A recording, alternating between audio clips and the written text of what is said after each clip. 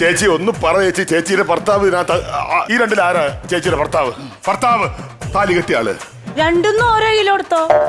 പിന്നെ മുരിങ്ങയ്ക്കും മാങ്ങയും ചക്കയും ചേനയും ഒക്കെ എടുത്തോ. എല്ലാ ആവശ്യമുണ്ട്. പോയി സാറേ, കിളി പോയിരിക്കുക.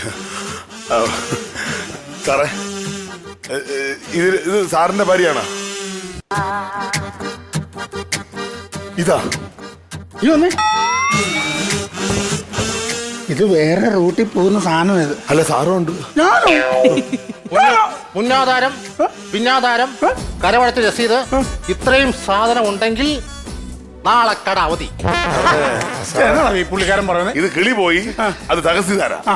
ഉറപ്പാ, തഹസീൽദാർ വില്ലേജ് ഓഫീസറാണ്. അതാണ് ഈ മുന്നാധാരം പിന്നാധാരം ഒക്കെ പറയുന്നത്. പുരുഷൻ തഹസീൽദാർ എഴുതിക്കോ സാറേ, അത് കറക്റ്റ് ആയിരിക്കും. പുരുഷൻ ഇനി ഇവര് തമ്മിൽ ചേട്ടാ, ചേട്ടന്റെ ഭാര്യയാണോ അത്?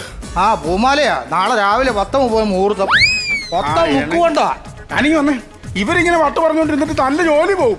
താനായി കേസിന് മൊത്തം വണ്ടി ഇടിച്ചു അവരുടെ കിളി പോയിരിക്കുക. താൻ ഉള്ള കിടന്ന് കറങ്ങുന്ന കാര്യമാണ് സാറേ. ഞാൻ ഇത് ഭാഗപ്പെട്ടല്ലോ സാറേ. ഇത് പറഞ്ഞിട്ട് കാര്യമില്ല. ഇവര് തമ്മിലുള്ളൊരു ബന്ധം പറയാൻ നമ്മൾ ഈ കേസിന് തുമ്പുണ്ടാക്കി വെക്കണ്ടേ സാറേ? എനിക്ക് തോന്നുന്നത് ആ പുള്ളിക്കാരന്റെ ഭാര്യ ആയിരിക്കും ഇത്. ആ തഹസീൽദാരുടെ ഭാര്യ ആയിരിക്കും ഇത്. അതിനൊരു ലോജിക്ക് മിസ്റ്റേക്കും പോലെ തോന്നുന്നത്. ഒരു ഇണക്കമില്ല ഇതിനുമായിട്ട്.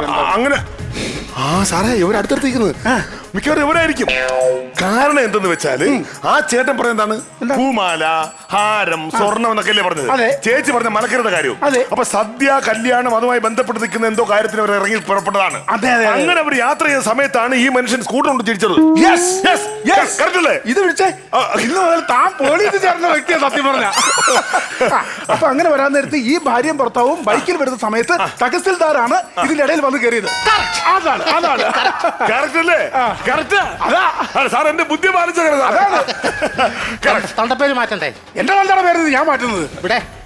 ഇവിടെ എനിക്കൊന്നും നേരത്താണോ പോലീസിൽ ചെന്ന് ചേരാൻ പറ്റിയത്? സാറേ, ഇനിയും പറഞ്ഞിട്ട് കാര്യമില്ല, പോകാൻ പറ്റിയിട്ട് കാര്യമില്ല.